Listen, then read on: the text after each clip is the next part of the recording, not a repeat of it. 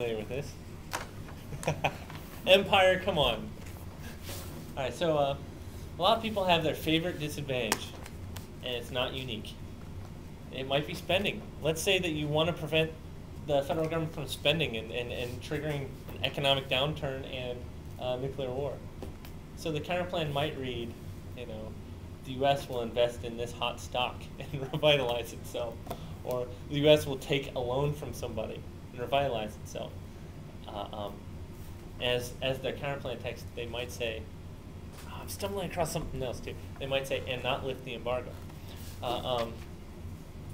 That's called counterplanning uniqueness. Our economy's in the tank. It's going down right now, let's say. And so that's the only reason why they're running it. There are plenty of reasons for why it seems shady, right? They're not trying to solve the affirmative problem area. Is where you'd look to for the rules. But it's also artificially competitive. If it's only competitive because the plan text, the counterplan text says, don't do your plan text, that is artificially competitive. You should being artificially competitive. Okay. So not that I disagree. let's talk about artificial competitiveness then. Let's say that the negative has the ability to argue for the status quo or for a counterplan instead of the F. They have to show their policy is competitive through mutual exclusivity. If the mandates of plan, or if the mandates of the counterplan could be permed, then it can be permed. But since your AF has inherency, they can't mandate don't do the AF plan.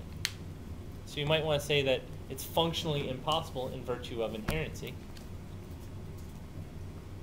Like don't do plan, that is not a mandate.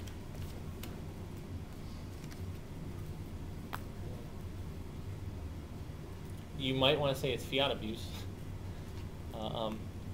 They're making a mandate to fiat nothing. I mean, that could be fiat abuse. What do you think, boy? I didn't hear what your explanation was.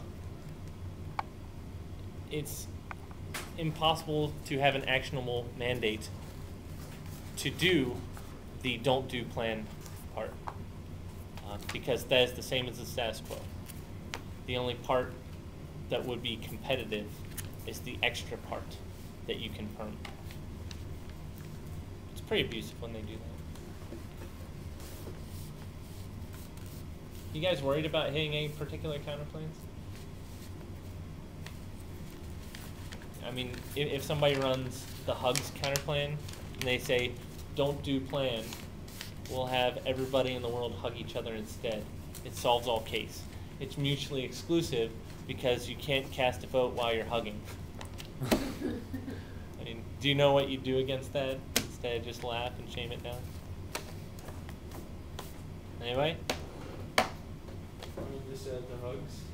What's that? Just add the hugs. You could just add the hugs. I have a lot of turns against hugs, as it turns out. Because if you made everybody hug, that would encourage sexual harassment, which should be rejected in every instance. And I also have some interesting evidence saying that hug spec.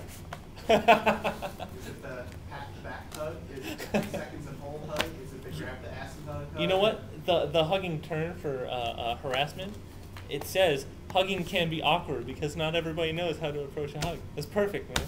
Personal space. I mean, if you want to play along with it. Germ transfer is that? But in these cases, remember to still diversify your arguments and cover your ass. Some people smell. I mean, somebody shout, why could you perm it? Give me a perm. Discrimination against people with no harm, they said. Time perm. How would that work? Just articulate. For a judge, wait a couple, give a hug, and then send after. Okay. Anybody else? Wait, what are we looking for again? Permutation. Oh, on this? They want everybody a hug.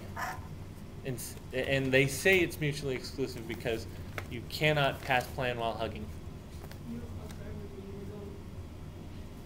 Right at Ah, so how would you apply that? Let's say they're running a bunch of disadvantages and most likely the economy would go down the tank. But then again, not everybody could press the red button on their arsenal. Hug fatigue.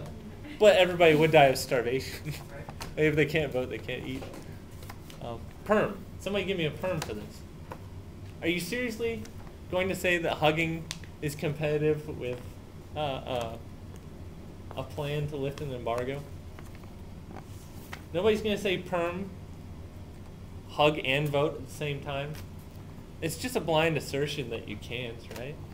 I'm sure you can come up with an argument why you can't.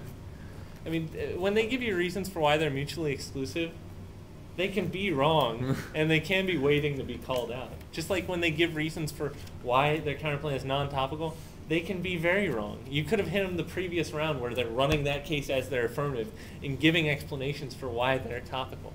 If you remember their reasons, by all means, introduce I think them. that hugs are the definition of constructive engagement. Hug would totally be constructively engaging in person. I think it might. I think it's to build a house for your fiance in Cuba. Yeah? Construction, engagement, bam. No? All right. All right. Oh! Remember, like, them saying, like, you can't do your plan because you can't hug and bat vote at the same time. That's also artificial competition. Oh, yeah. That's the same as the counter plan that Nick was just talking about. It's like, ban your plan and invest in the stock market if it's hot stock. It's the same thing. They're like saying, ban your plan but hug people and then hug people.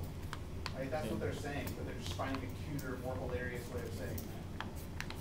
So why can't you hug people and, the only reason you can't hug people and do your plan is because they said their counter plan was hug people and don't do your plan. But no part of their advantages or solvency stem from not doing your plan. All their advantages and solvency stem from hugging people. So why can't you hug people and do the plan? There's, remember how I said to interrelate their off-case positions with their counterplan to take it out? That way their own positions are a whole mess that they have to be accountable for. There is a procedural position called solvency advocate. Western Kentucky runs this every round, usually as a time set. Solvency advocate says, let's say you run a plan. They'll say, well, who here says to do all of your plan text verbatim? You say, well, I have this solvency card. This, that. Well, this just says that if we lift the embargo, that would yield advantages. Who says to do it? You know, they can do all kinds of things. Lots of people, not them specific. I'm saying that form of the argument, but I'm not saying that Western Kentucky runs it that way. I'm just saying that it's a typical position. But remember that standard that they're saying? You must have a solvency advocate to be accepted. Vote them down if they don't. What the hell, man? Their counterplan, this counterplan they ran that references lifting an oil embargo and not doing it, pretty sure it's inconsistent with the solvency advocate position. So even these theoretical procedurals are rife with material to cross-apply back against their counterplan. Yeah. I do think that's everything. Have you guys thought of anything else? Okay. Okay, all right. Well, good luck. And if you guys want any templates for counterplans, Make sure you get